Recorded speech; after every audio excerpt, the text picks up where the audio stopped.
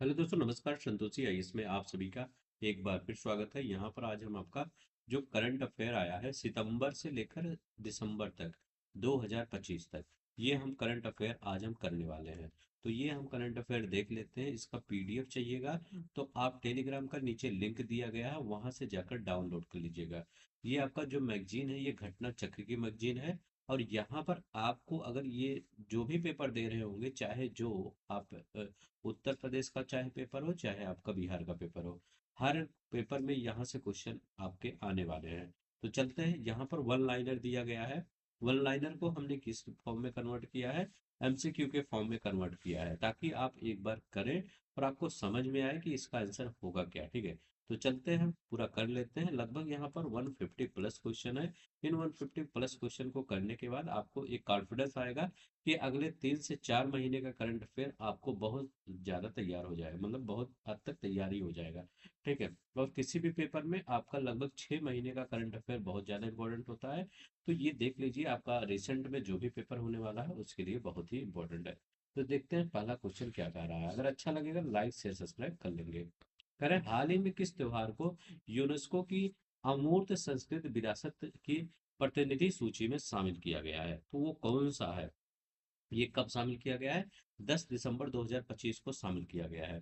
तो यूनेस्को की अमूर्त संस्कृत विरासत की प्रतिनिधि सूची में क्या कर रहा है? Intangible cultural cultural heritage. ठीक है, तो इंटेंजिबल कल्चरल हेरिटेज में दीपावली को शामिल किया गया है। तो याद रख लेंगे, क्या आपका आंसर हो जाएगा? दीपावली हो जाएगा इसका आंसर। ठीक है, चलते हैं नेक्स्ट क्वेश्चन हम देखते हैं। नेक्स्ट क्वेश्चन हमारा क्या कर रहा है? कह रहा है, केंद्रीय जल शक्ति मंत्री सी आर पाटिल, आपको पता होना चाहिए केंद्रीय जल शक्ति मंत्री कौन है। सी आर पाटिल है। ने हाल ही में कौन सा एक ऐप लॉन्च किया है? उन्होंने एक ऐप लॉन्च किया है, उस ऐप का नाम क्या है ये बताना है। तो उस ऐप का नाम क्या है? उस ऐप का नाम है सुजलान भारत ऐप। याद रख लेंगे, सुजलान भारत ऐप उस का नाम है। ठीक है, किसने लॉन्च किया है? केंद्रीय जल शक्ति मंत्री सी आर पाटिल ने इसको लॉन्च किया है। नेक्स्ट क्वेश्चन हम देखते हैं, हमारा नेक्स्ट क्वेश्चन क्या कह रहा है। नेक्स्ट क्वेश्चन हमारा कह रहा है कि 3 नंबर का क्वेश्चन, 3 और 4 नंबर का क्वेश्चन हम दोनों पढ़ते हैं, तो दोनों बताइए कौन सा यहाँ पर सही होगा। ठीक है, तो 3 और 4 नंबर का क्वेश्चन पढ़ने के बाद देखिए यहाँ पर क्या कह रहा है। तो यहाँ पर क्या कह रहा है? तो यहाँ पर आपका कह रहा है कि नीतीश कुमार ने बिहार के मुख्यमंत्री के रूप में 10वीं बार शपथ ली है। इनके साथ उप मुख्यमंत्री के रूप में किसने शपथ ग्रहण किया? कह रहे हैं जो नीतीश कुमार है इन्होंने 10वीं बार क्या है, बिहार के मुख्यमंत्री के रूप में शपथ लिया है। लेकिन इनके साथ दो उप मुख्यमंत्री भी बने हैं। ठीक है, तो दो उप मुख्यमंत्री बने हैं, उनका नाम क्या है? तो एक का नाम क्या है? सम्राट चौधरी, जो पहले भी थे, याद रखेंगे सम्राट चौधरी। ठीक है, दूसरा कौन है? दूसरे हैं आपके विजय कुमार सिन्हा। तो याद रखें विजय कुमार सिन्हा, तो ये आपका बी वाला आंसर हो जाएगा। सम्राट चौधरी और विजय कुमार सिन्हा। मुख्यमंत्री के रूप में किसने शपथ लिया है? नीतीश कुमार ने। दो उप मुख्यमंत्री सम्राट चौधरी और विजय कुमार सिन्हा का नाम आपको याद रखना पड़ेगा। ठीक है, नेक्स्ट देखते हैं हमारा क्या कहा है। कह रहे अंतरराष्ट्रीय आर्य महासम्मेलन 2025 का आयोजन कहाँ हुआ? अंतरराष्ट्रीय आर्य महासम्मेलन, अब देखिए ये अंतरराष्ट्रीय जो आर्य महासम्मेलन है, ये महर्षि दयानंद सरस्वती, इनकी पुस्तक कौन है? इनकी पुस्तक बहुत बार पूछा जाता है, सत्यार्थ प्रकाश इनकी पुस्तक का नाम याद रख लेंगे। सत्यार्थ प्रकाश इनकी पुस्तक का नाम है। और ये जो सम्मेलन हुआ इनकी 200वीं जयंती पर, याद रख लेंगे, दयानंद सरस्वती की 200वीं जयंती थी। यहाँ पर दो चीजें याद रखेंगे। अगर पूछे कि दयानंद सरस्वती की कौन सी जयंती थी, तो दयानंद सरस्वती की 200वीं जयंती थी। लेकिन जो आर्य समाज की इन्होंने स्थापना किया था, आर्य समाज की इन्होंने स्थापना किया था ना, तो आर्य समाज की 150वीं जयंती थी, वर्षगांठ थी, जयंती ने वर्षगांठ थे। तो अगर हम कहें आर्य समाज की कौन सी इस बार वर्षगांठ मनाई गई, तो 150वीं वर्षगांठ मनाई गई। अगर हम कहें कि ये जो दयानंद सरस्वती हैं इनकी कौन सी जयंती थी, तो आपको बताना होगा इनकी कौन सी जयंती थी। इनकी 200वीं जयंती थी। तो याद रख ले, करें ये सम्मेलन हुआ कहाँ है ये बताना है। तो आर्य समाज का सम्मेलन कहाँ हुआ है? तो ये नई दिल्ली में हुआ है। तो नई दिल्ली याद रख लेंगे नाम, नई दिल्ली। ठीक है, चलते हैं हम नेक्स्ट क्वेश्चन पर आगे बढ़ते हैं। ठीक है, तो नेक्स्ट क्वेश्चन पर हम आगे बढ़ने देखते हैं क्या हमारा क्वेश्चन का रहा है। तो हमारा नेक्स्ट क्वेश्चन क्या कर रहा है, पांचवा क्वेश्चन देखते हैं, पांचवा और छठवां क्वेश्चन देखते हैं। यहाँ पर दोनों बताइए कौन सा आपका यहाँ पर सही है। देखिए पांचवा क्वेश्चन की अगर हम बात करते हैं तो पांचवा क्वेश्चन में आपका क्या कर रहा है, पांचवा कह रहा है अंतर्राष्ट्रीय आर्य महासम्मेलन 2025 किस उपलक्ष्य में आयोजित किया गया। तो अभी हमने बताया कि आर्य समाज का जो था 150वीं वर्षगांठ था, लेकिन महर्षि दयानंद सरस्वती का 200वीं जयंती थी। तो दोनों याद रखो, सी वाला आंसर सही हो जाएगा। करें अंतरराष्ट्रीय सौर गठबंधन आईएसए सभा का 8वां सत्र कहाँ पर आयोजित हुआ। करें जो इंटरनेशनल सोलर अलायंस है, इसका जो असेंबली हेल्ड हुआ है वो 27 से 30 अक्टूबर, ये भी याद रख लेंगे, क्योंकि आपके पेपर में अब क्या हो रहा है कि स्टेटमेंट वाइज दे देते हैं कि पहला स्टेटमेंट दे देंगे कि 27 से 30 अक्टूबर का ये आपका आयोजित हुआ। पहला स्टेटमेंट ये है और दूसरा स्टेटमेंट ये होगा कि अंतरराष्ट्रीय सौर गठबंधन का ये 8वां सत्र था। तो बोथ आर करेक्ट, ए और बी 8 दोनों करेक्ट हो जाएंगे। ऐसे बताना है कि देखिए अंतरराष्ट्रीय सौर गठबंधन आईएसए का 8वां सत्र कहाँ आयोजित किया गया, तो ये बताइए कहाँ पर आयोजित किया गया। तो ये भारत मंडपम नई दिल्ली में, ठीक है, जहाँ G20 के शिखर सम्मेलन आयोजित किया गया था यहीं पर। कहाँ पर, भारत मंडपम नई दिल्ली में। अच्छा ये जो अंतरराष्ट्रीय सौर गठबंधन है, इंटरनेशनल सोलर अलायंस है, ये कब फॉर्म हुआ था, तो 2015 में ये फॉर्म हुआ था। कौन कौन से ये दो देश मिलके, मतलब सभी, अब तो बहुत से देश इसमें जुड़ गए हैं, 100+ देश हो गए हैं, लेकिन कौन कौन से देश इसको मिलकर फॉर्म किए थे, मतलब किनका ज्यादा एफर्ट लगा था। तो इसमें पहला एफर्ट सबसे ज्यादा इंडिया का लगा था, अपने प्यारे भारत का। दूसरा एफर्ट फ्रांस का लगा था। तो दोनों देश मिलकर आपको ये अंतरराष्ट्रीय सौर गठबंधन को आगे बढ़ाए थे। अब एक अंतरराष्ट्रीय स्तर पर ये एक संगठन बन गया है, ठीक है। तो नेक्स्ट देखते हैं यहाँ पर हमारा क्या है, हमारा, ठीक है। नेक्स्ट देखते हैं हमारा क्या है। कह रहे हैं अंतरराष्ट्रीय सौर गठबंधन के 8वें सत्र की थीम क्या थी। कह रहे हैं जो 8वां सत्र है इसकी थीम क्या थी ये बताना है। तो इसकी थीम क्या थी, तो इसकी थीम थी एक सूर्य एक विश्व एक ग्रिड, इसका थीम था। एक सूर्य एक विश्व एक ग्रिड इसका थीम था। अब देखिए 8वां क्वेश्चन देखते हैं। करें समृद्ध Gram digital services pilot project किस विभाग की पहल है। क्या करें, समृद्ध ग्राम फिजिटल, ये कुछ लोग मत समझिएगा कि ये डिजिटल है, डिजिटल नहीं, ये फिजिटल है, लिखा ही गया है, ठीक है। Phygital, phygital services pilot project किस विभाग की ये पहल है। तो ये किस विभाग की पहल है, ये है डिपार्टमेंट ऑफ टेली कम्युनिकेशंस की ये पहल है। तो याद रख लेंगे ये डिपार्टमेंट ऑफ टेली कम्युनिकेशन की दूर संचार विभाग की ये पहल है, ठीक है। Samriddh Gram digital services pilot project. Next देखते हैं हमारा क्या है। इसका अगर आपको पीडीएफ लेना होगा तो ये टेलीग्राम पर फ्री ऑफ कॉस्ट है, वहां से आप जाकर डाउनलोड कर लीजिएगा। 3 से 4 घंटे के बाद आपको पीडीएफ मिल जाएगी। करें स्वस्थ नारी सशक्त परिवार अभियान के तहत 3 गिनीज वर्ल्ड रिकॉर्ड किसने हासिल किया है। स्वस्थ नारी सशक्त परिवार अभियान के तहत 3 गिनीज वर्ल्ड रिकॉर्ड किसने, मतलब हासिल किया है। तो ये किसने हासिल किया है, स्वास्थ्य एवं परिवार कल्याण मंत्रालय, भारत सरकार, ठीक है। तो इन्होंने एक वर्ल्ड रिकॉर्ड बना दिया है, तो याद रखेंगे भारत सरकार। करें आदर्श ग्राम युवा सभा MYGC का पहल का शुभारंभ कहाँ किया गया। आदर्श युवा ग्राम सभा, ठीक है, इसका पहल कहाँ किया गया। तो MYGC इसका पहल कहाँ किया गया, 30 अक्टूबर को नई दिल्ली में किया गया। तो कहाँ पर, नई दिल्ली में किया गया। अब देखिए ये ऐसे पूछेगा कि MYGS, ठीक है, MYGS जो है ये किस मंत्रालय का एक पहल है। तो बताइए ये किस मंत्रालय का ये एक पहल है। अब देखिए यहाँ लिखा गया आदर्श युवा ग्राम, तो ग्राम मतलब पंचायत, पंचायत की ही बात तो हो रही होगी। तो हाँ, यहाँ पर पंचायत पंचायत की बात हो रही है, तो वही की ये पहल है। तो यहाँ लिखा गया है क्या, तरह आदर्श युवा ग्राम सभा MYGC किस मंत्रालय का पहल है।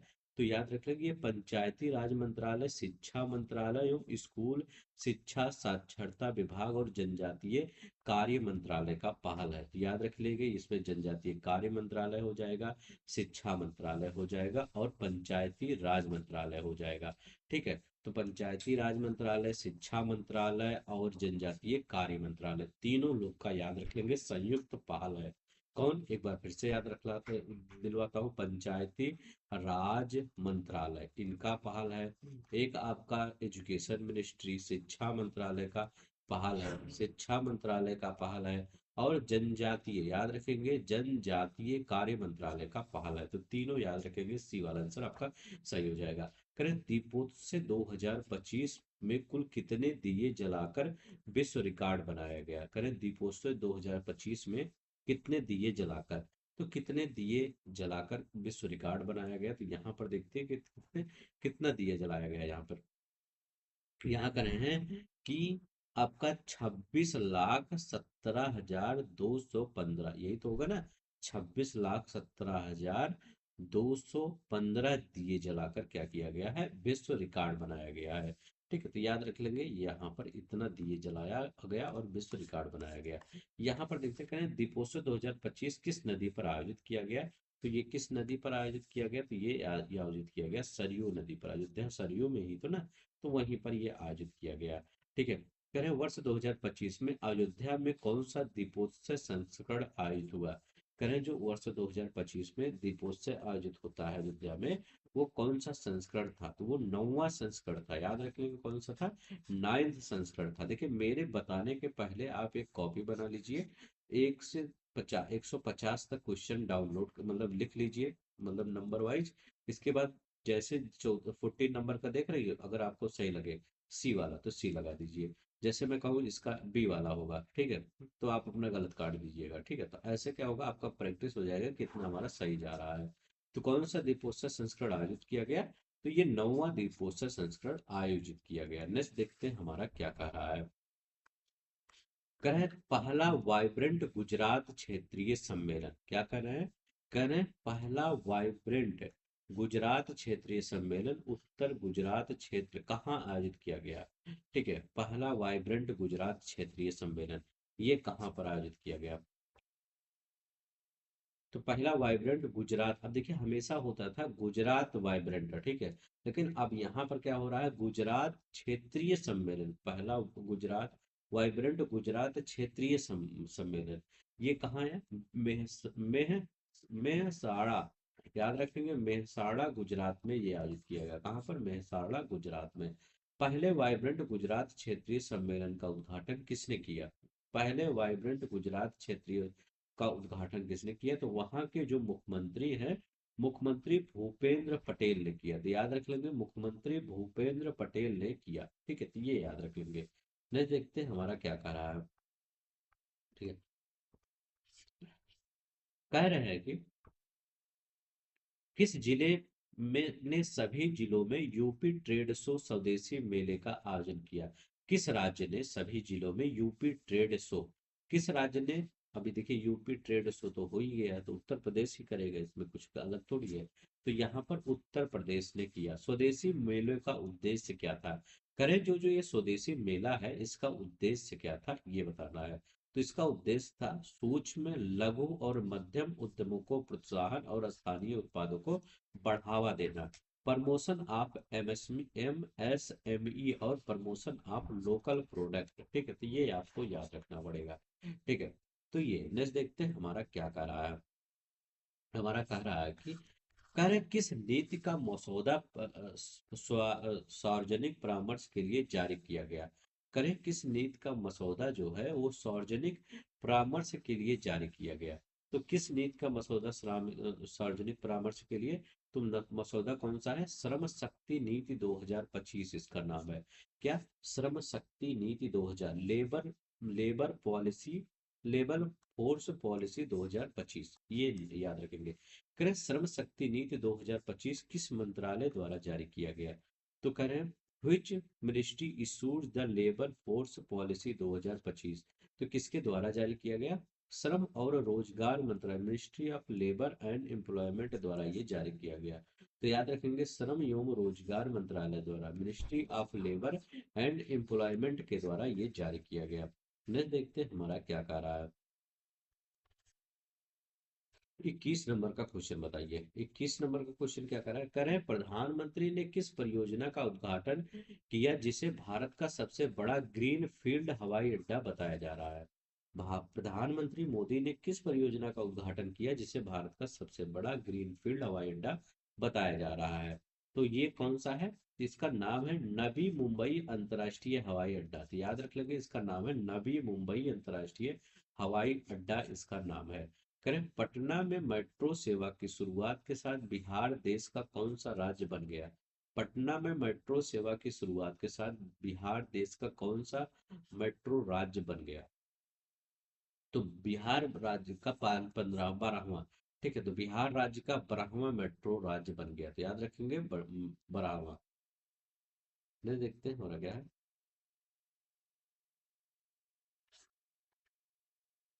ये वाला क्वेश्चन बताइए। कह रहे हैं कि दलहन आत्मनिर्भरता मिशन को मंजूरी किसने दी? कह रहे हैं जो दलहन आत्मनिर्भरता मिशन है, इसको मंजूरी किसने दिया है, ये बताना है। तो दलहन आत्मनिर्भरता मिशन को, तो इसका मंजूरी किसने दिया है? केंद्रीय मंत्री, यूनियन कैबिनेट ने इसको मंजूरी दे दिया है। सबसे पावरफुल बॉडी होती है यूनियन कैबिनेट। ठीक है, तो पूरे इंडिया के अगर देखा जाए, तो अगर बोलिए जाए कि सबसे पावरफुल बॉडी कौन सी होती है, तो यूनियन कैबिनेट सबसे पावरफुल बॉडी होती है। दलहन आत्मनिर्भरता मिशन की अवधि क्या है? करें, जो दलहन आत्मनिर्भरता मिशन है, इसकी अवधि क्या है? तो इसकी अवधि क्या है? 2025-26 से लेकर 2030-31 तक। तो याद रख लेंगे 2025-30 से लेकर 2030-31 तक इसका अवधि है। ले देखते हैं हमारा क्या कर रहा है। करें, 25 नंबर का क्वेश्चन यहाँ पर क्या करें। करें, दलहन आत्मनिर्भर मिशन के लिए कुल कितने निवेश का प्रावधान है? करें, इसमें कितना पैसा लगाया जाएगा? अगर इतना पैसा लग जाए तो दाल की एक दाल आपको 100 रुपए, अभी 100 रुपए तो मिल ही रहा, 70 रुपए से 60 से 70 रुपए किलो मिलेगा। ठीक है, अगर इतना दाल में जितना पैसा अलॉट हुआ है इतना मिल जाए, तो अलॉट कितना हुआ है? 11,440 करोड़ रुपए अलॉट हुआ है।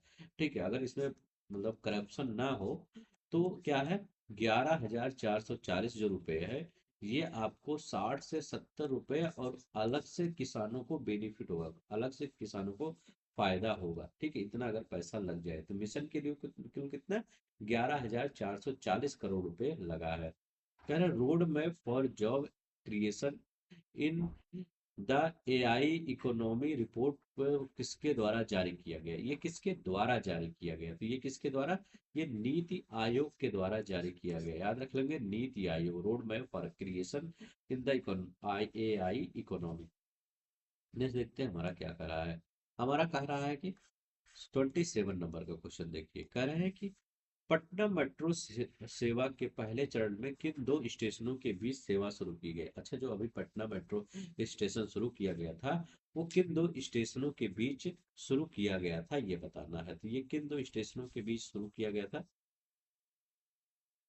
तो ये लिखा गया है न्यू आईएसबीटी और भूतनाथ रोड के बीच शुरू किया गया है। बिहार वाले जो स्टूडेंट होंगे, किसी का भी पेपर दे रहे होंगे, उनके लिए बहुत इंपॉर्टेंट है। न्यू आईएसबीटी और भूतनाथ रोड।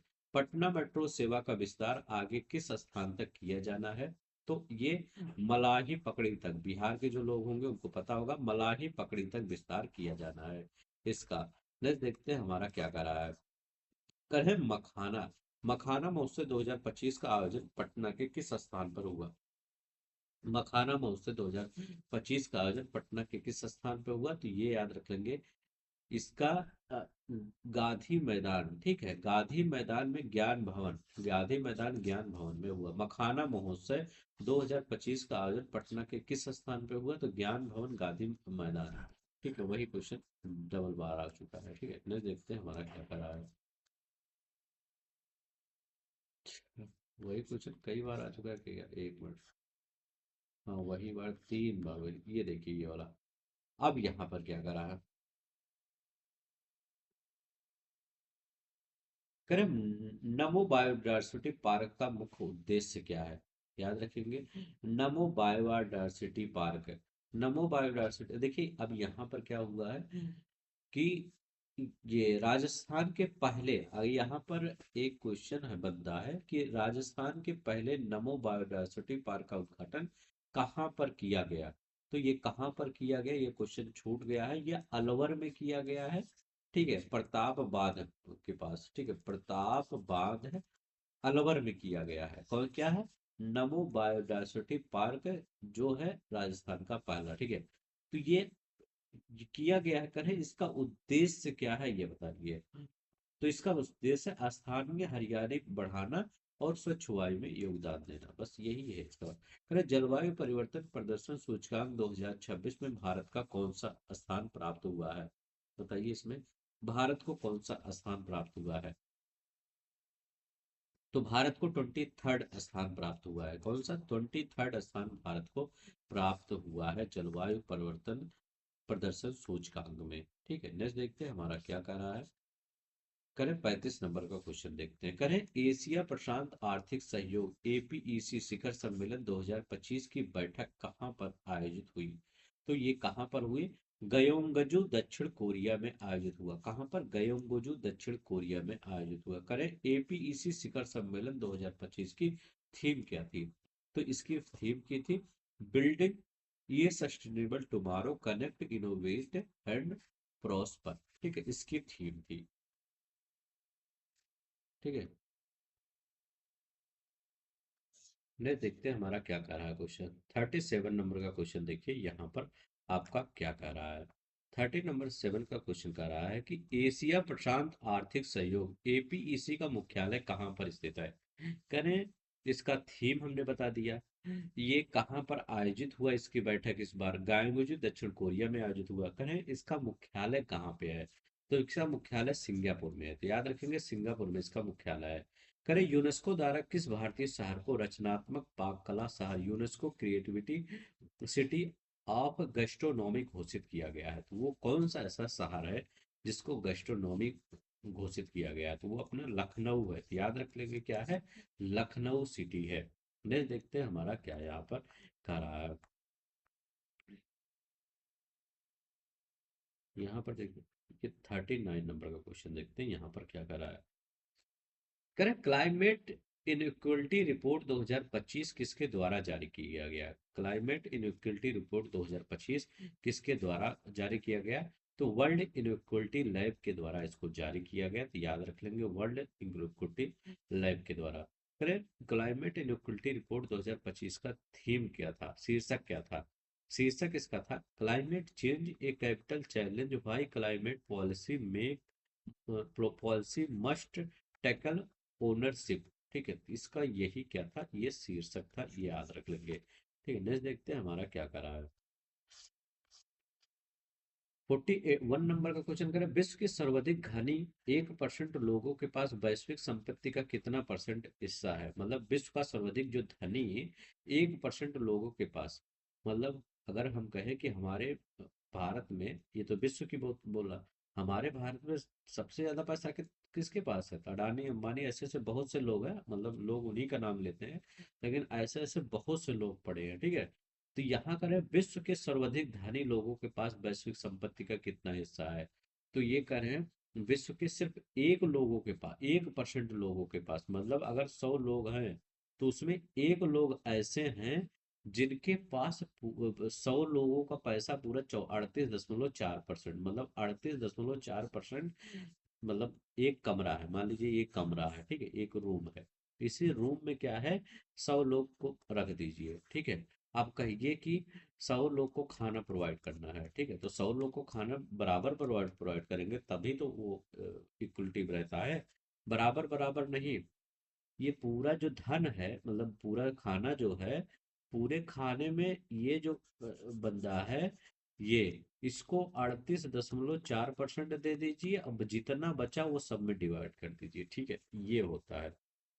तो 1%, विश्व के 1% लोगों के पास, चाहे बिल गेट्स हुई, चाहे ये एलन मस्क हुई, या अंबानी हुई, अडानी हुई, ये सब क्या हुए, इन्हीं सबके पास 1% ये सब होंगे पूरे वर्ल्ड के, इन्हीं सबके पास 38.4% पैसा है, ठीक है। तो ये डाटा याद रख लेंगे, 38.4, कितनी बार बोल दिया हूँ, आपको याद ही होना चाहिए, ठीक है, 38.4।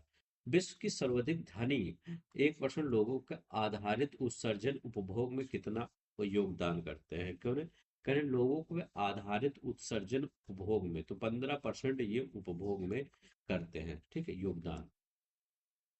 अब देखिए ऐसे कैसे हो जाएगा, ठीक है। हर जगह ये कंडीशन है। ठीक है, भारत में बहुत ज़्यादा ये है कि लोगों के पास, कुछ लोग इतने गरीब हैं और कुछ लोग क्या है, इतने अमीर हैं कि उनके पास, अब वो सोचते हैं कि पैसा हम किस प्रकार से रखें ताकि हमारे पास ईडी सीबीआई इसका छापा न पड़े। अब यहाँ पर देखते हैं क्या कर रहा है। ठीक है, यहाँ पर क्या कर रहा है देखते हैं। करें, ने किस महिला ने आयरलैंड के राष्ट्रपति का पदभार ग्रहण किया है? तो महिला है तो आयरलैंड की है तो ये इम्पोर्टेंट हो जाता है। ठीक है, तो किस महिला ने आयरलैंड के राष्ट्रपति के रूप में पदभार ग्रहण किया है ये आपको बताना है। तो किसने पदभार ग्रहण किया है ये बताना है। किसने? Catherine Colonna. याद रखें, कैथरीन कोलोनी ने ग्रहण किया है, तो कैथरीन कोलोनी। 22वें आसियान भारत शिखर सम्मेलन का आयोजन कहाँ किया गया? 22वां जो 22 आसियान भारत शिखर सम्मेलन, इसका आयोजन कहाँ किया गया? तो ये कुआलालंपुरम मलेशिया में किया गया। तो याद रख लेंगे, कुआलालंपुरम मलेशिया में किया गया। नेक्स्ट देखते हैं हमारा क्वेश्चन क्या कह रहा है। हमारा क्वेश्चन 45 नंबर का क्वेश्चन क्या कह रहा है। कह रहे हैं कि उपराष्ट्रपति सीपी राधाकृष्णन ने किस देश की यात्रा किया? करें, उपराष्ट्रपति सीपी राधाकृष्णन जो हैं, ये किस देश की इन्होंने यात्रा किया? तो इन्होंने किस देश की यात्रा किया है? तो इन्होंने सेशल्स की यात्रा किया है। तो याद रख लेंगे, इन्होंने सेशल्स की यात्रा किया है। ठीक है, तो किसका? सेशल्स की इन्होंने यात्रा किया है। नेक्स्ट देखते हैं हमारा क्या है। सेशल्स के राष्ट्रपति के शपथ ग्रहण समारोह में उपराष्ट्रपति ने किसका प्रतिनिधित्व किया? करें, वो किसका प्रतिनिधित्व किए? तो उन्होंने भारत का प्रतिनिधित्व किया। ठीक है, जैसे भारत के जब प्रधानमंत्री शपथ ग्रहण करते हैं तो बहुत सारे देश के जो नेता होते हैं, राजनेता मतलब प्रमुख होते हैं, वो पार्टिसिपेट करते हैं। ऐसे यहाँ के जब राष्ट्रपति हुए, शपथ ग्रहण कर रहे थे, तो ये उपराष्ट्रपति भारत का प्रतिनिधित्व कर रहे थे। तो याद रखेंगे, भारत की तरफ से गए थे, खुद से नहीं गए थे, भारत की तरफ से गए थे।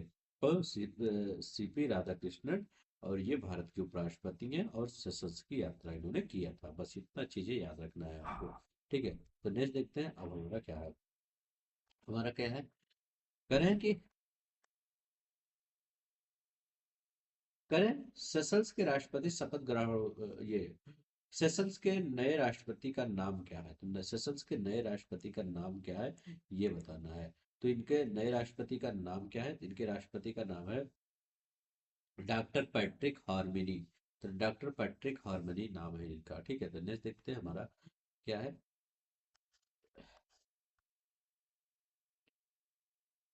कह रहे हैं, संयुक्त राष्ट्र मानवाधिकार परिषद यूएनएचआरसी में किस अवधि के लिए नवनिर्वाचित चुना गया? तो बताइए, भारत को संयुक्त राष्ट्र मानवाधिकार परिषद में किस अवधि के लिए निर्विरोध चुना गया यूएनएचआरसी में? तो 2026 से 28 तक के लिए। ठीक है, तो याद रख लेंगे, 2026 से 28 तक के लिए भारत को निर्विरोध चुना गया। ठीक है, तो 2026 से 28 के लिए भारत को निर्विरोध चुना गया। तो याद रखिए, भारत को संयुक्त राष्ट्र मानवाधिकार परिषद में कौन सी बार चुना गया? करें, ये कौन सी बार है जो भारत को चुना गया? तो ये भारत को 7वीं बार है जब भारत को चुना गया, 7th टाइम है जो भारत को चुना गया है। ठीक है, नेक्स्ट देखते हैं हमारा क्या करा है। यहाँ क्या करें, कह रहे हैं कि गुटनिरपेक्ष आंदोलन एनएएम की 19वीं मध्यावधि मंत्रिपरिषद का बैठक कहाँ आयोजित किया गया? ठीक है, तो इसका बैठक कहाँ पर आयोजित किया गया बताइए। यहाँ सी वाला आंसर कट गया, एक मिनट, यहाँ पर क्या हो गया, गुटनिरपेक्ष बैठक युगांडा में, युगांडा के कहाँ, कंपाला में। ठीक है, कंपाला युगांडा। ठीक, कंपाला युगांडा में किया गया। ठीक है, तो याद रखेंगे, सी वाला आंसर होगा कंपाला युगांडा। जापान के पहले महिला प्रधानमंत्री कौन बनी है? जापान के पहले महिला प्रधानमंत्री कौन बनी है? साने तकाइची बनी है। तो याद रख लेंगे, साने तकाइची बनी है, जापान की पहली महिला प्रधानमंत्री साने तकाइची बनी है। ठीक है, ने देखते हैं हमारा क्या है। कह रहे हैं कि साने तकाइची किस राजनीतिक दल की नेता थी? तो जैसे हमारे यहाँ बनते हैं ना, तो बताया जाता है कि ये कांग्रेस के हैं, ये बीजेपी के हैं। ऐसे वहां भी। तो ये किस दल की नेता थी? तो ये लिबरल डेमोक्रेटिक पार्टी की नेता थी। तो याद रखिएगा, लिबरल डेमोक्रेटिक पार्टी की नेता थी, वहां की एलडीपी की नेता थी। ठीक है, ये याद रख लेंगे। नेक्स्ट देखते हैं हमारा क्या है। कह रहे हैं किस देश को एशिया प्रशांत क्षेत्र के लिए संयुक्त राष्ट्र वैश्विक भू स्थानिक सूचना प्रबंधन, ठीक है, यूएनजीजीआईएम का क्षेत्रीय समिति का अध्यक्ष सह अध्यक्ष चुना गया? Which country was elected as co chair of the UNGGIM as a regional committee? ये कौन चुना गया? ये कौन, मतलब किस देश को चुना गया? तो ये अपने प्यारे भारत को चुना गया। तो याद रखिए, डी वाला आंसर हो जाएगा, अपने प्यारे भारत को चुना गया। नेक्स्ट देखते हैं हमारा क्या है। करे संयुक्त राष्ट्र मानवाधिकार परिषद यूएनएचआरसी में भारत का कार्यकाल कितना है? करे यूएनएचआरसी में भारत का कार्यकाल कितना है? तो ये अभी हमने बताया है 2025 से लेकर 28 तक। तो याद रख लेंगे, 3 साल का है, तो 2025 से 28। नहीं, देखते हैं हमारा क्या है। करे ब्रिटेन के किस प्रधानमंत्री ने भारत की पहली आधिकारिक यात्रा किया? तो भारत के ब्रिटेन के किस प्रधानमंत्री ने भारत की पहली आधिकारिक यात्रा किया? तो कितने कीर स्टामर ने, तो कीर स्टामर ने भारत की पहली आधिकारिक यात्रा किया है। ठीक है, तो कौन? कीर स्टामर। यूके निर्मित किस मिसाइल के आयात के लिए 350 मिलियन पाउंड स्टर्लिंग का समझौता हुआ है? ठीक है, यूके निर्मित किस मिसाइल के आयात के लिए? तो ये कौन सा है मिसाइल? ये light weight multi role missile है। उसका नाम क्या है? LMM, light weight multi role missile है। यूके के निर्मित इस मिसाइल का नाम है। ठीक है, 350 मिलियन पाउंड स्टर्लिंग का समझौता हुआ है। नेक्स्ट देखते हैं। 57 नंबर और 58 नंबर का क्वेश्चन बताइए, यहाँ क्या सही हो सकता है। ठीक है, 57 नंबर का क्वेश्चन करें।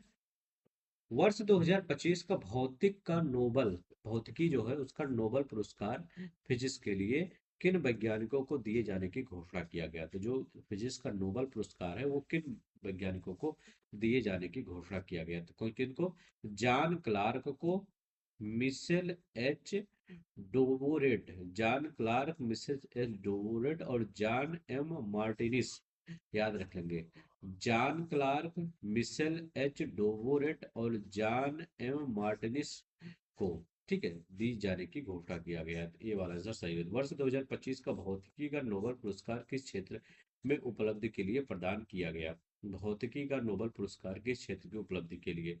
तो ये क्वांटम यांत्रिकी और विद्युत परिषद अनुसंधान के लिए। तो याद रखेंगे, क्वांटम यांत्रिकी और विद्युत परिपथ अनुसंधान के लिए प्रदान किया गया था। ठीक है, ये याद रखेंगे। देखते हैं हमारा क्या कर रहा है।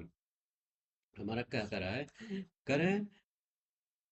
वर्ष 2025 का भौतिकी नोबेल पुरस्कार इन वैज्ञानिकों की खोज के लिए दिया गया? किस खोज के लिए दिया गया था है? ठीक है, तो ये किस खोज के लिए दिया गया है? तो ये विद्युत परिपथ में माइक्रोस्कोपिक क्वांटम यांत्रिकी, टनलिंग और ऊर्जा क्वांटमीकरण की खोज के लिए दिया गया है। ठीक है, वर्ष 2025 का भौतिक नोबेल पुरस्कार किस संस्था ने घोषित किया? करें, किस संस्था ने घोषित घोषित किया?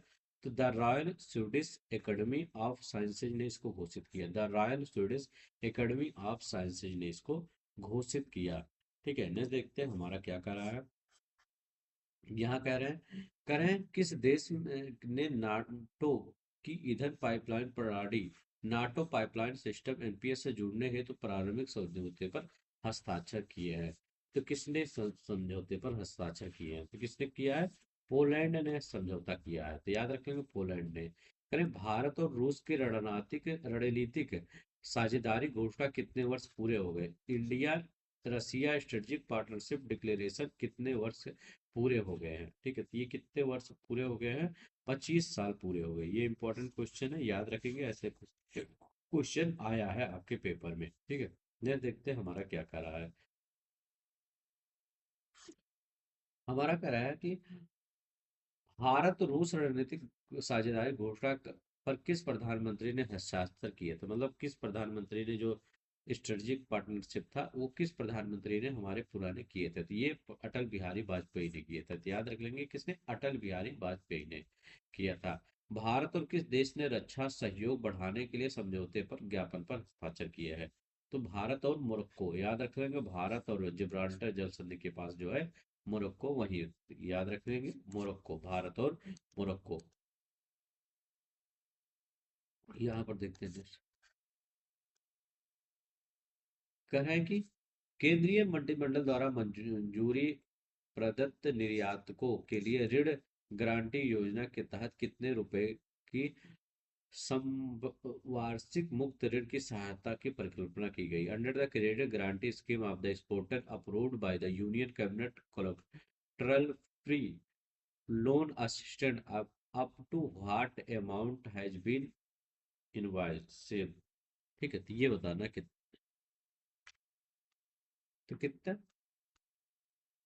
तो 20,000 करोड़, याद रख लेंगे कितना है? 20,000 करोड़ रुपए। ने देखते हैं हमारा क्या है।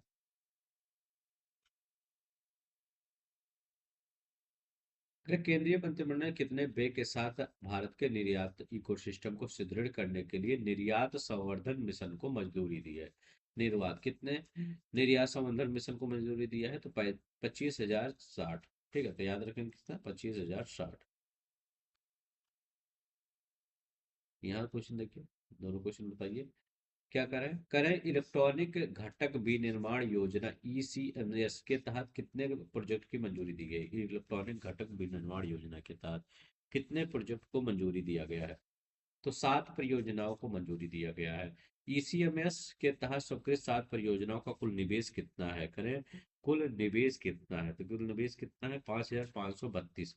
5,532 करोड़ रुपए कुल निवेश है। ठीक है, तो ये याद रखेंगे। नेक्स्ट देखते हैं हमारा क्या कर रहा है। यहाँ क्या करा है?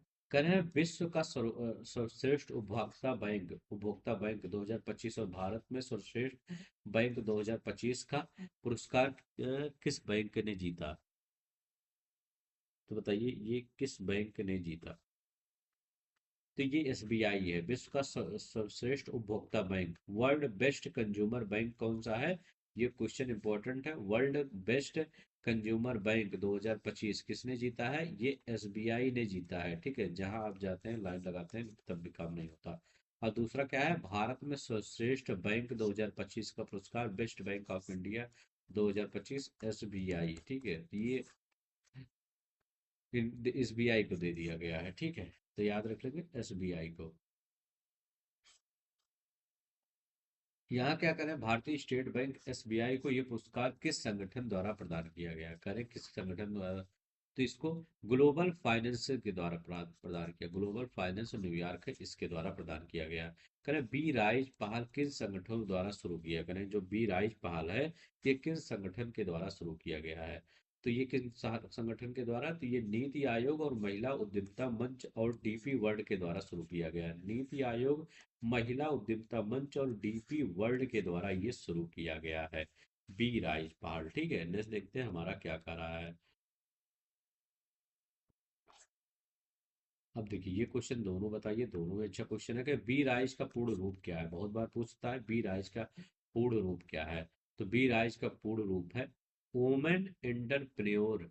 ठीक है, तो याद रख लेंगे वोमेन एंटरप्रेन्योर री imaging inclusive and sustainable enterprises. ठीक है, तो इसका क्या है? इसका पूर्ण रूप है। करें अंतर्राष्ट्रीय मुद्रा कोष आईएमएफ के प्रथम उप प्रबंध निर्देशक फर्स्ट डिप्टी मैनेजिंग डायरेक्टर के रूप में किसे नियुक्त किया गया है? तो ये किसको नियुक्त किया गया है? First deputy MD. तो फर्स्ट डिप्टी एमजी के लिए डेनियल कर्ट्ज, याद रख लेंगे कौन है? डेनियल कर्ट्ज को नियुक्त किया गया है। किसको? डेनियल कर्ट्ज को नियुक्त किया गया है। नहीं देखते हैं हमारा क्या है।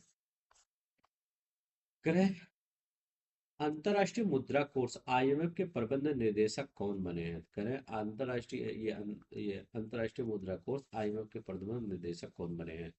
तो ये कौन है?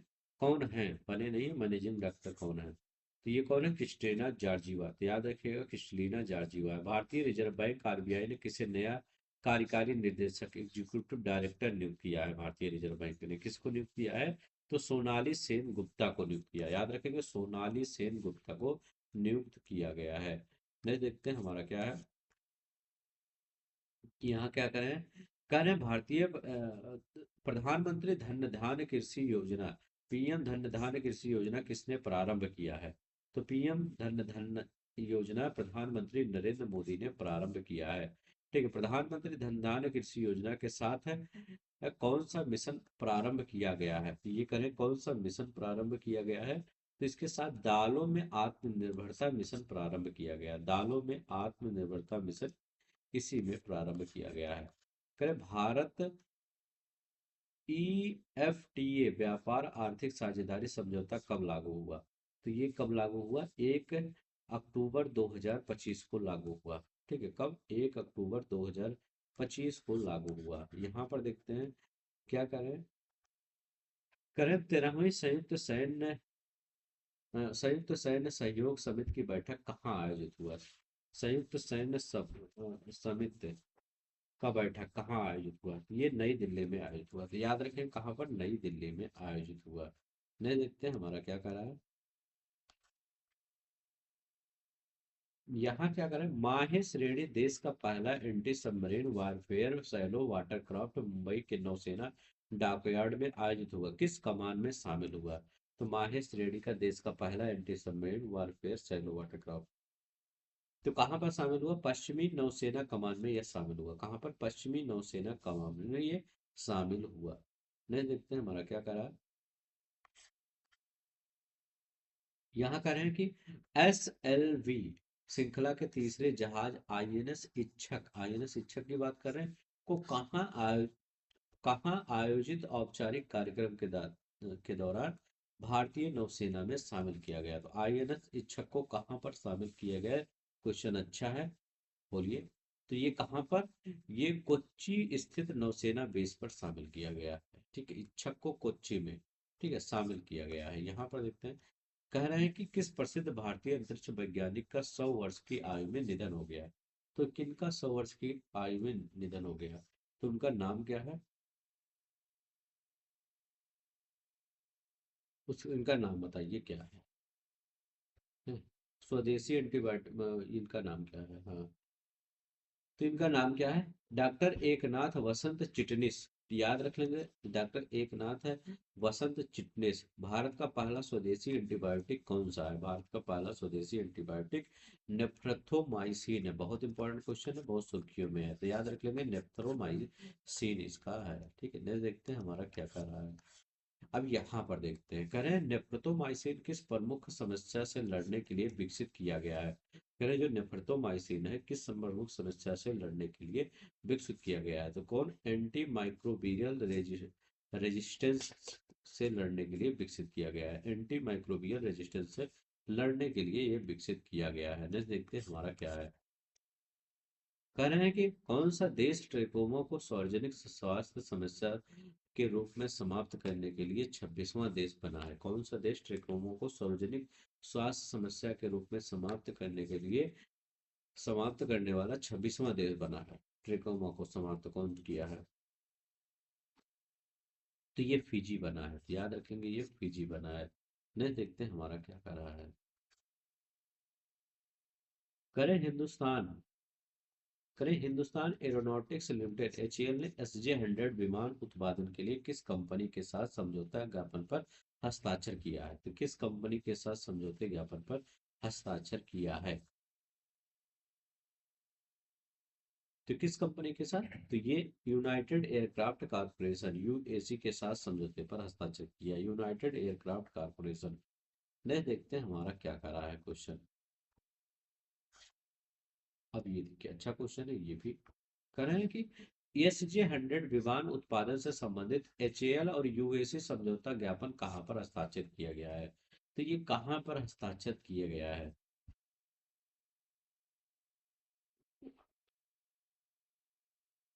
तो ये कहाँ पर किया गया? मास्को रूस में किया गया है। तो याद रख लें, कहाँ पर? मास्को रूस में ये किया गया है। नहीं, देखते हैं हमारा क्या है।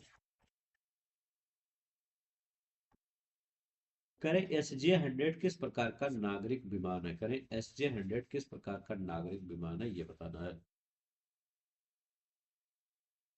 तो ये किस प्रकार का है? ये ट्विन इंजन नैरो बॉडी है, तो याद रखेंगे ये ट्विन इंजन नैरो बॉडी है।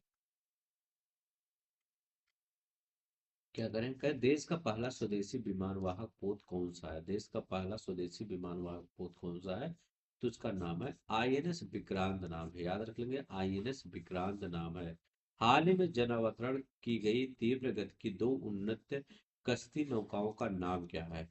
तो दो उन्नत गश्ती नौकाओं का नाम का जो जल अवतरण किया गया है, ठीक है, बताइए, जो लॉन्च किया गया है अभी, ठीक है, तो उसका लाभ क्या है? तो उनका नाम है ICGS अजीत और ICGS अप्रजीत, ठीक है। क्या नाम है? ICGS अजीत नाम है और ICGS अपराजीत नाम है, ठीक है, तो अपराजीत नाम है। दोनों का आज जलावतरण किया गया है, ठीक है। नेक्स्ट देखते हैं हमारा क्या है। 91 नंबर का और 92 नंबर क्वेश्चन बताइए। करें भारतीय नौसेना ने किस स्वदेश निर्मित शिवालिक श्रेणी के पोत को GMX-25 अभ्यास में भाग लिया? तो बताइए, जेमेक्स 25 जो अभ्यास होता है किन किन देशों के बीच होता है?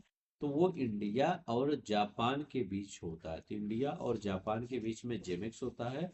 और किसने भाग लिया शिवालिक श्रेणी का पोत GMX-25?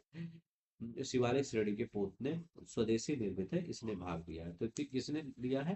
तो ये INS सह्याद्री ने लिया है, तो INS सह्याद्री ने लिया है, याद रखेंगे, ठीक है। स्वदेशी किस स्वदेशी निर्मित शिवालिक श्रेणी का क्या है? सह्याद्री है। नेक्स्ट देखते हैं। करें GMX-25 किन देशों के बीच? भारत और जापान, तो सिंपल ही है। नेक्स्ट देखते हैं हमारा क्या है। करें यहाँ पे क्या करें? करें 1000 मेगावाट, करें 1000 मेगावाट की नाइलिंग जल विद्युत परियोजना किस राज्य में है? नाइंग जल विद्युत परियोजना, नाइंग पूछ सकता है कि नाइंग जल विद्युत परियोजना कहाँ पे है, ठीक है, बताइए ये कहाँ पर है? तो ये कहाँ पे है? ये अरुणाचल प्रदेश में है। तो याद रखेंगे ये अरुणाचल प्रदेश में आपका नाइंग पड़ता है। करें नाइंग जल विद्युत परियोजना अरुणाचल प्रदेश में किस नदी बेसिन पर प्रस्तावित है? तो कहाँ पर प्रस्तावित है? अभी बना नहीं है, अभी ये प्रस्तावित है नाइंग जल विद्युत परियोजना। तो ये कौन सी नदी पर? सियोम नदी, सियोम नदी। आपसे पूछे कि सियोम नदी कहाँ पे बहती है, तो सियोम नदी आप बताएंगे ये अरुणाचल प्रदेश में बहती है, ठीक है, नॉर्थ ईस्ट में। नेक्स्ट देखते हैं हमारा क्या करा है। और देखिए यहाँ कह रहा है कि भारत और इंडोनेशिया के बीच आयोजित संयुक्त द्विपक्षीय समुद्री अभ्यास का नाम क्या है? भारत और इंडोनेशिया के बीच जो आयोजित संयुक्त द्विपक्षीय संयुक्त अभ्यास का नाम क्या है? तो बताइए इसका नाम क्या है? तो भारत और ये इंडोनेशिया के बीच समुद्र शक्ति अभ्यास होता है। कौन सा अभ्यास होता है? समुद्र शक्ति भारत और इंडोनेशिया के बीच में होता है। तो कौन सा? समुद्र शक्ति, तो बी वाला आंसर आपका सही हो जाएगा। समुद्र शक्ति अभ्यास अब का आयोजन कहाँ किया गया? तो करें इसका आयोजन कहाँ किया गया? तो इसका आयोजन विशाखापट्टनम में किया गया। तो कहाँ पर? विशाखापट्टनम में किया गया, तो डी वाला आंसर सही होगा। 97 नंबर का क्वेश्चन देखते हैं क्या कर रहा है। करें द्विपक्षीय नौसैनिक अभ्यास कोंकण 2025 का आयोजन कहाँ किया गया? वो कहें कोंकण समुद्र शक्ति किसके बीच में? भारत इंडोनेशिया के बीच में, विशाखापट्टनम में। अब कह रहे हैं कोंकण, तो इसका पश्चिमी, भारत के पश्चिमी तट में ये है ना, पश्चिमी तट, तो ये है आपका ना, ये वाला ना, ये पूर्वी तट है, ये पश्चिमी तट है। तो यहीं पर किया गया, भारत के पश्चिमी तट पर किया गया है इसका आयु अभ्यास कोंकण, ठीक है। अब कह रहे हैं ये अभ्यास कोंकण किन नौसेनाओं के बीच में होता है? तो अभ्यास कोंकण किन नौसेनाओं के बीच में होता है?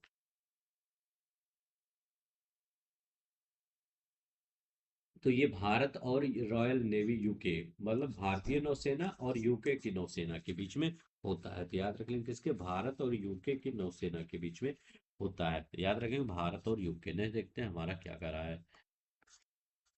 अब देखिए 99 नंबर क्वेश्चन कर रहे हैं कि INS अंद्रोथ कहाँ कमीशन हुआ? INS अंद्रोथ, ठीक है, कहाँ पे कमीशन हुआ ये? तो ये विशाखापट्टनम नौसेना डॉकयार्ड में कमीशन हुआ, ठीक है। INS अंद्रोथ विशाखापट्टनम। INS अंद्रोथ के कमीशन समारोह की अध्यक्षता किसने किया है? तो ये इसकी अध्यक्षता किसने किया है? तो इसकी अध्यक्षता किया वाइस एडमिरल राजेश पुंडारड़ ने किया है, तो याद रहे पुंडारकर ने किया है इसकी अध्यक्षता। करें आईएनएस अंदोत किस श्रेणी का जहाज है? करें आईएनएस अंदोत, अभी हमने शिवालिक श्रेणी सह्याद्री को पढ़ा था ना, वो शिवालिक श्रेणी का था। तो ये किस श्रेणी का? तो ये पनडुब्बी रोधी उथले जल विद्युत का ये है, पोत है। पनडुब्बी रोधी उथले जल युद्ध पोत है।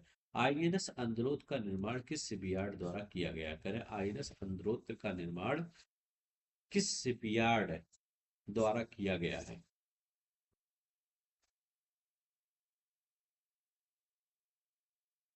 बताइए, किस शिपयार्ड द्वारा किया गया है?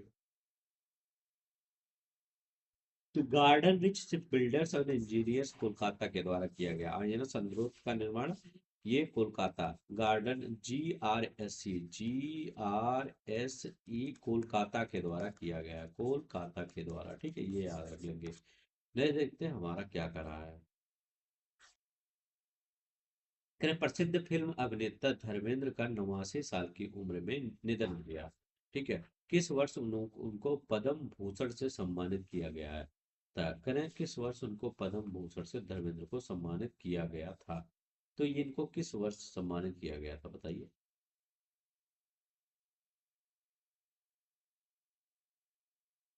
तो इनको 2012 में सम्मानित किया गया था, याद रखिएगा, 2012 में सम्मानित किया गया था। नहीं, देखते हैं हमारा क्या है।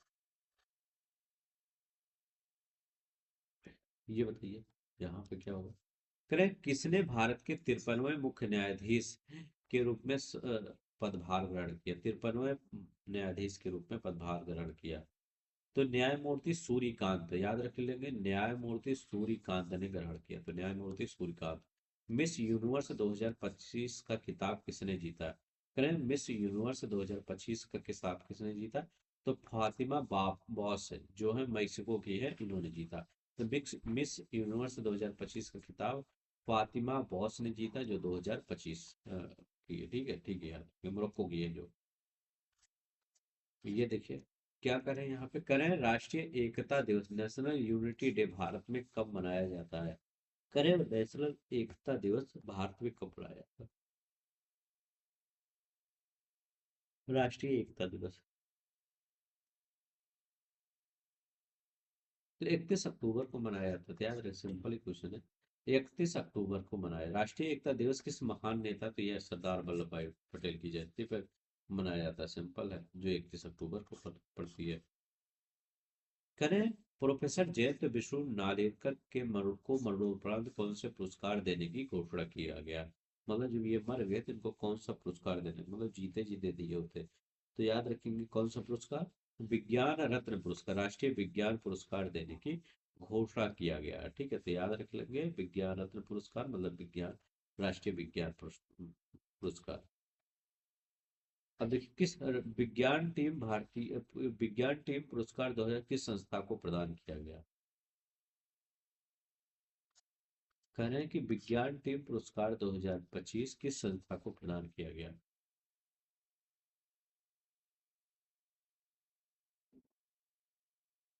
तो टीम अरोमा मिशन CSIR, ठीक है, इसको प्रदान किया, टीम अरोमा मिशन।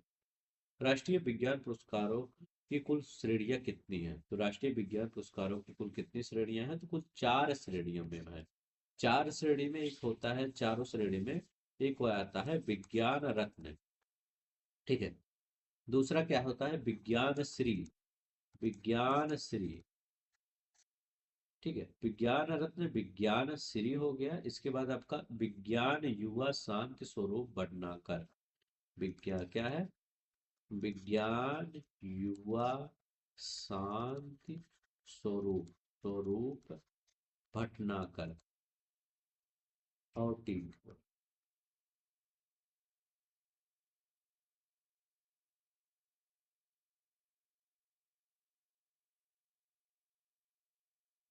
चलते नहीं देखते, करें हाँ, कितने श्रेणी में तो हो गया, 4 श्रेणी में। यहाँ पर करें सतर्कता जागरूकता सप्ताह 2025 कब से कब मनाया गया? सतर्कता जागरूकता सप्ताह 2025 कब से कब मनाया गया? 27 अक्टूबर से 2 नवंबर 2025 के मध्य मनाया गया। 27 अक्टूबर से 2 नवंबर के।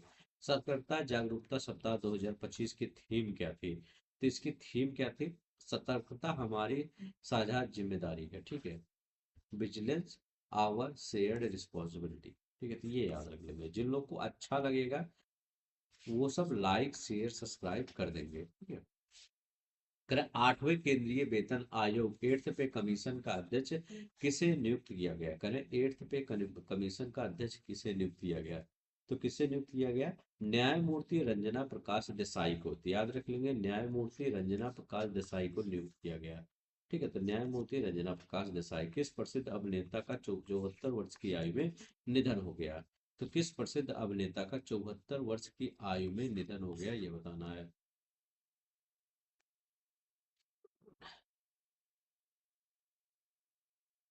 74 वर्ष की आयु में इनका निधन हो गया। सतीश शाह, ठीक है। तो याद रख लेंगे सतीश शाह का।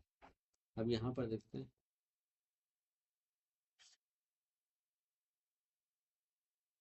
कर वर्ष 2025 का सखा रो प्राइज किस संयुक्त रूप से दिए जाने की घोषणा की गई? वर्ष 2025 का सखा रो प्राइज किसे संयुक्त रूप से दिए जाने की घोषणा किया गया? तो किसे संयुक्त रूप से दिए जाने की घोषणा किया गया? तो इनका नाम क्या है?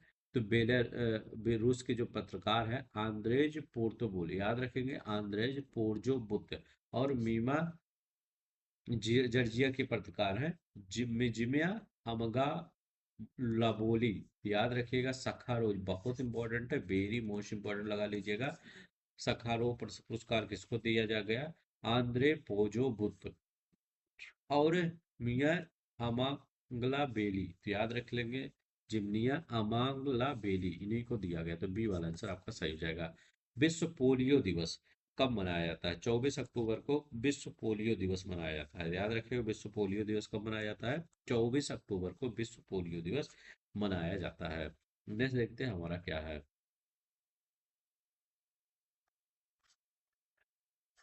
करें किस दिग्गज अभिनेता ने हास्य कलाकार का 84 वर्ष की आयु में निधन हो गया? किस दिग्गज अभिनेता एवं हास्य कलाकार का 84 वर्ष की आयु में निधन हो गया? इनका नाम क्या है? तो इनका नाम क्या है? असरानी। याद रख लेंगे क्या है? असरानी, ठीक है, इनका नाम है।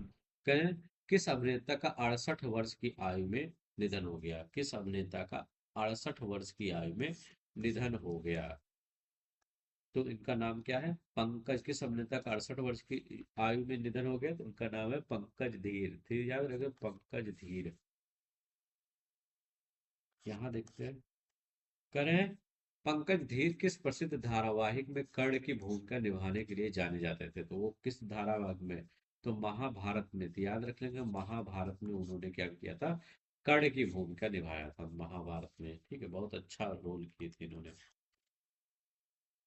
अब देखिए यहाँ पर क्या करें। विश्व खाद्य दिवस वर्ल्ड फूड डे कब मनाया जाता है? करें विश्व खाद्य दिवस वर्ल्ड फूड डे कब मनाया जाता है? तो ये 16 अक्टूबर को मनाया जाता है। 16 अक्टूबर को। नोबल शांति पुरस्कार 2025 से किसे सम्मानित किया गया? करें नोबल शांति पुरस्कार जो है जो 2025 वो किसको सम्मानित किया गया? तो ये किसको? मारिया कोरिना मचाडो, जो वेनेजुला मारिया कोरिना मचाडो, ठीक है। इनका नाम याद रखेंगे। नहीं देखते हैं। करें 17वें फिल्म फेयर अवार्ड 2025 का आयोजन कहाँ किया गया? 70 फिल्म फेयर अवार्ड का आयोजन कहाँ किया गया? अहमदाबाद गुजरात में किया गया। 70 फिल्म फेयर अवार्ड 2025 में किस फिल्म ने सर्वाधिक पुरस्कार जीते? करें किस फिल्म ने सर्वाधिक पुरस्कार जीते, ये बताना है।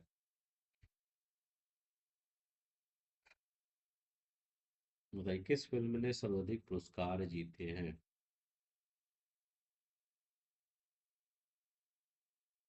तो किसने? लापता लेडीज ने, ठीक है। कुल मिला के 13 इन्होंने जीता है लापता लेडीज। 70वें नंबर का film fair award Ahmedabad Gujarat में, और लापता लेडीज ने सर्वाधिक फिल्म फेयर अवार्ड अपने नाम किया है, ठीक है। यहाँ पर देखते हैं। यहाँ करें वर्ष 2025 में साहित्य का नोबेल पुरस्कार किसे दिए जाने की घोषणा किया गया? 2025 में साहित्य का नोबेल पुरस्कार तो कौन है? लसजलो क्रास्जाहोरकाई हंगरी के हैं, तो याद रखिएगा, लसजलो क्रास्जना होरकाई, ठीक है, नाम भी अलग होता है। तो साहित्य पुरस्कार, तो साहित्य का नोबेल पुरस्कार के लास जलो, तो लास जलो और क्रास्जना होरकाई, तो नोबल काई, ठीक है, तो नोबल काई। फिर वर्ष 2025 का शास्त्र रामानुजन पुरस्कार किसे प्रदान किया गया? शास्त्र रामानुजन पुरस्कार अलेक्जेंडर स्मिथ को प्रदान किया गया, अलेक्जेंडर स्मिथ को प्रदान किया गया ना। देखते हैं हमारा क्या है। करें, अलेक्जेंडर स्मिथ किस विश्वविद्यालय से संबंध है? तो अलेक्जेंडर नॉर्थ वेस्टर्न विश्वविद्यालय से संबंध है, ठीक है, तो नॉर्थ वेस्टर्न। विश्व कपास दिवस कब मनाया जाता है? 7 अक्टूबर को विश्व कपास दिवस मनाया जाता है, 7 अक्टूबर को। अभी भी 24 अक्टूबर पढ़ा, 7 अक्टूबर, 24 को पोलियो और यहाँ पर 7 को कपास दिवस, ठीक है।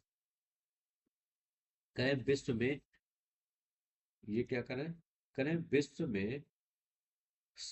विश्व में सर्वाधिक कपास दिवस 2025 का राष्ट्रीय समारोह कहाँ आयोजित किया गया?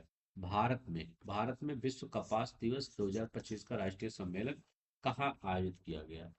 तो ये कहाँ पर? नई दिल्ली में आयोजित किया गया। भारत में विश्व कपास 2025 आयोजन किनके द्वारा किया गया संयुक्त रूप से? तो ये किनके द्वारा? तो ये वस्त्र मंत्रालय और CITI के द्वारा किया गया। किसके? विश्व कपास दिवस का आयोजन वस्त्र मंत्रालय और CITI के द्वारा किया गया। मैं देखते हैं,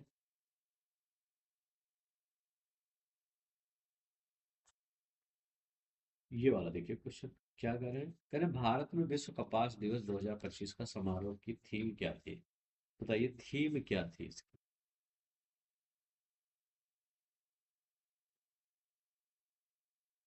विश्व कपास दिवस की थीम पूछ रहे हैं, ठीक है, यहाँ पर। तो इसकी थीम क्या थी?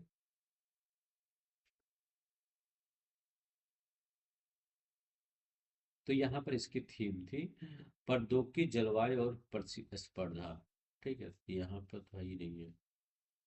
भारत में विश्व कपास दिवस की थीम क्या थी? तो ये आपका नाम क्या होगा? प्रौद्योगिकी कपास दो, इसका थीम याद रखेंगे, कपास 2040, आपका प्रौद्योगिकी, प्रौद्योगिकी, प्रौद्योगिकी, जलवायु, जलवायु और प्रतिस्पर्धा, और प्रतिस्पर्धा, ठीक है।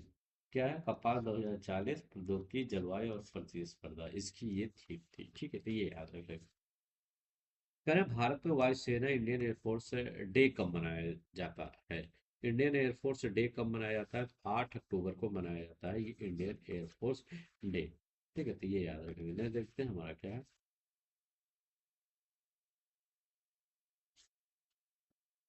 कह रहे हाल ही में किस अभिनेत्री का निधन हो गया? किस अभिनेत्री का निधन हो गया अभी? तो ये संध्या शांताराम का निधन हो गया। संध्या शांताराम किस प्रसिद्ध फिल्म कलाकार की पत्नी थी? संध्या शांताराम, तो ये बी शांताराम इनकी पत्नी थी, ठीक है, बी शांताराम की पत्नी। नहीं, देखते हैं हमारा क्या है। कह शांता साताराम किस कला के लिए जानी जाती थी? ये नृत्य के लिए जानी जाती थी, याद रखिए, नृत्य के लिए। विश्व सेरेब्रल पॉल्सी दिवस, वर्ल्ड सेरेब्रल पॉल्सी डे कब मनाया जाता है? तो बताइए, सेरेब्रल पॉल्सी ये 6 अक्टूबर को मनाया जाता है। कब? 6 अक्टूबर को मनाया जाता है। यह देखते हैं।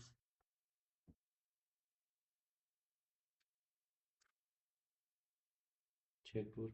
वर्ष 2025 में विश्व सेरेब्रल पॉल्सी दिवस की थीम क्या थी? विश्व सेरेब्रल पॉल्सी, तो इसका थीम क्या था? यूनिक एंड यूनाइटेड, ठीक है, इसका यू याद रख लोगे। 2025 की थीम सेरेब्रल W। एशियाई युवा खेल 2025, आसियान यूथ गेम्स 2025 का आयोजन कहाँ किया गया? बताइए, एशियाई युवा खेल 2025, तो ये बहरीन में किया गया। कहाँ पर किया गया? बहरीन में किया गया। तो देखते हैं हमारा क्या। कल राष्ट्रीय युवा खेल 2025 की पदक तालिका में शीर्ष 3 स्थानों पर कौन सा देश रहे? शीर्ष 3 स्थानों पर तो चाइना था। हाँ, चाइना था यहाँ पे। चाइना और कहीं, हाँ, चाइना यहाँ, यहाँ चाइना के बाद उज्बेकिस्तान आ जाएगा किसी में, यहाँ उज्बेकिस्तान, उज्बेकिस्तान के बाद कौन सा आएगा? ये कजाकिस्तान। तो याद रखिएगा, चीन, उज्बेकिस्तान और कजाकिस्तान आएगा। करें एशियाई युवा खेल 2025 में पदक तालिका में भारत किस स्थान पर रहा था? भारत छठे स्थान पे रहा था। ठीक है, तो यह भारत ने 48 के पदक जीते थे। भारत ने 48 पदक में 13 आपका स्वर्ण था।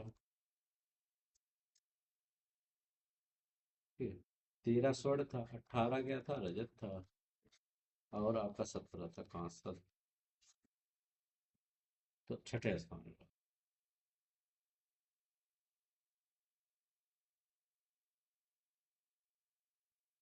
ठीक है, नेक्स्ट देखते हैं, हमारा ये तो हो गया ना।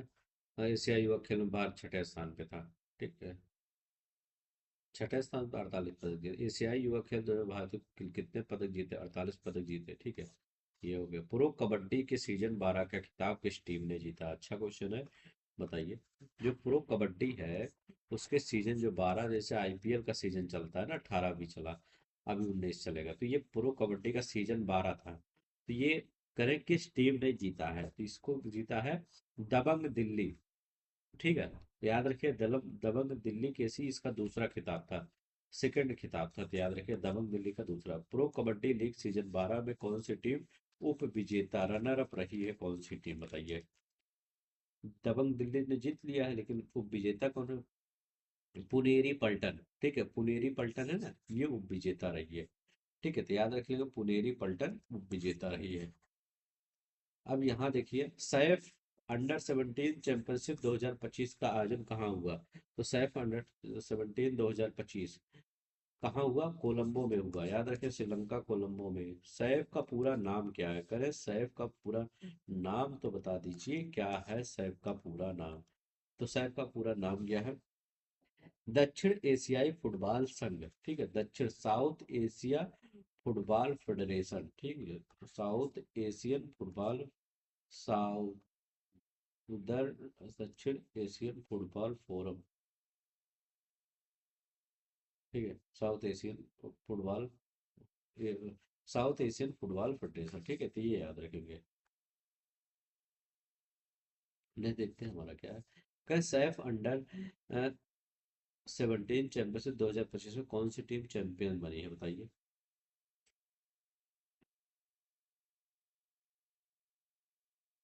तो ये सैफ अंडर कौन सी टीम चैंपियन बनी है? ये भारत बना है। ठीक है, भारत का 7वां खिताब था, तो याद रखिएगा, 7वां खिताब था।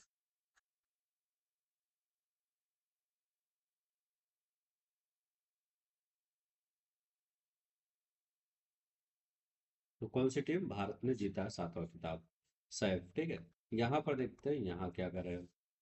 शतरंज प्रतियोगिता फाइड ग्रैंड स्विस 2025 कहाँ संपन्न हुई? ठीक है, FIDE grand Swiss chess championship tournament कहाँ पर हेल्ड हुआ है, ये बताना है आपका।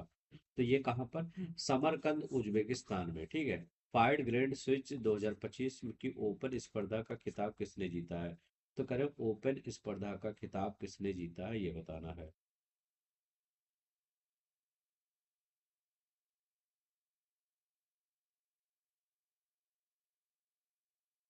तो ये कौन जीता है? अनीस गिरी ने जीता है। याद रख लेंगे, किसने? अनीस गिरी ने जीता है। नहीं, देखते हैं हमारा क्या करा है। करें शतरंज प्रतियोगिता फाइड ग्रैंड स्विस 2025 ओपन स्पर्धा का खिताब किसने जीता है? तो गिरी, अनीस गिरी नीदरलैंड के ही इन्होंने जीता है। ठीक है, तो ये याद रख लेंगे, अनीस गिरी ने। ये 2 बार क्वेश्चन था क्या? एक मिनट देखते हैं। ओपन स्पर्धा का खिताब किसने जीता? अनीस गिरी ने। और ये अच्छा, अनीस गिरी, ये 2 बार क्वेश्चन है। ठीक है, यहाँ पर देखते हैं। करें सीएट क्रिकेट रेटिंग अवार्ड 2025 में T20 bowler of the year का पुरस्कार किसने जीता है? तो बताइए, T20 bowler of the year का खिताब किसने जीता है, ये बताना है। सीएट क्रिकेट रेटिंग अवार्ड 2025 में T20 bowler of the year तो किसने जीता है? वरुण चक्रवर्ती ने जीता है। तो याद रखेंगे, 2025 में वरुण चक्रवर्ती ने जीता है। नहीं, देखते हैं हमारा क्या है। करें सीएट क्रिकेट रेटिंग अवार्ड 2025 में भारत के किस विकेटकीपर बल्लेबाज को साल के सर्वश्रेष्ठ पुरुष T20 बल्लेबाज का पुरस्कार मिला?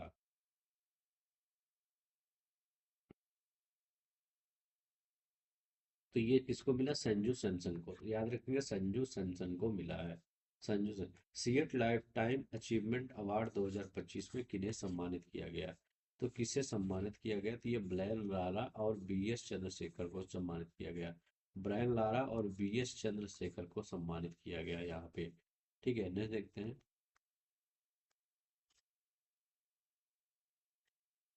क्या करें? करें विश्व पैरा एथलेटिक्स चैंपियनशिप 2025 की पदक तालिका में भारत किस स्थान पर रहा है? तो भारत 10वें स्थान पर रहा है, याद रखेंगे, भारत 10वें स्थान पर रहा है। पुरुष बैलोट डी ओ आर पुरस्कार 2025 किसे सम्मानित किया गया है? तो बताइए ये किसको सम्मानित किया गया है? तो ये किसको सम्मानित किया गया है? तो पुरुष बैलन डियोर पुरस्कार 2025 से किसको सम्मानित किया गया है? तो ये ओस्मान, ठीक, ओस्मान डेम्बले को, तो याद रखेंगे, ओस्मान डेम्बले बेले, इन्हीं को सम्मानित किया गया है ना। देखते हैं 17वां क्रिकेट पुरुष एशिया कप 2025 का खिताब किस टीम ने जीता है? तो ये किस टीम ने जीता है ये बताना है। 17वां क्रिकेट पुरुष एशिया कप 2025 का खिताब भारत ने जीता है। 17वां क्रिकेट पुरुष एशिया कप 2025 का खिताब भारत ने जीता है। ठीक है, यहाँ देखते हैं, कह रहे हैं कि यहाँ पे 17वां क्रिकेट पुरुष एशिया कप 2025 का उप विजेता कौन रहा है?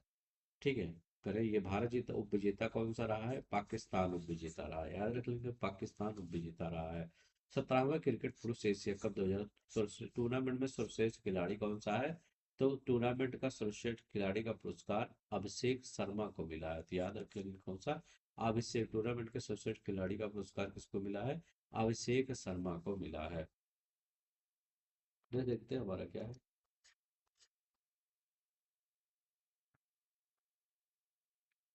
हाँ, ये तो हो गया। करें 17वां क्रिकेट पुरुष एशिया कप 2025 में फाइनल मैच में सर्वश्रेष्ठ खिलाड़ी। तो फाइनल मैच का सर्वश्रेष्ठ खिलाड़ी कौन सा था? तो तिलक वर्मा। ठीक है, तो तिलक वर्मा फाइनल मैच के सर्वश्रेष्ठ खिलाड़ी थे। तो याद रख लेंगे, इतना तो आपको 155 क्वेश्चन है, पूरा जितना वन लाइनर था सितंबर से लेकर आपका दिसंबर तक लगभग वन लाइनर पूरा खत्म हो गया है, जितने भी क्वेश्चन बनने चाहिए इंपॉर्टेंट। ठीक है, एक से दो बार इस वीडियो को देख लीजिएगा, आपका हर एक चीज देखिए। करंट अफेयर पढ़ने के लिए क्या किया है करिए, जैसे कोई करंट अफेयर आया है मैराथन, ये देखिए मैराथन ही ना, तो आपका 1 से 2 मिनट का वीडियो, एक मतलब जो वीडियो है, एक टू स्पीड में करके 2-3 बार देख लीजिए, पूरा तैयारी हो जाएगा आपका।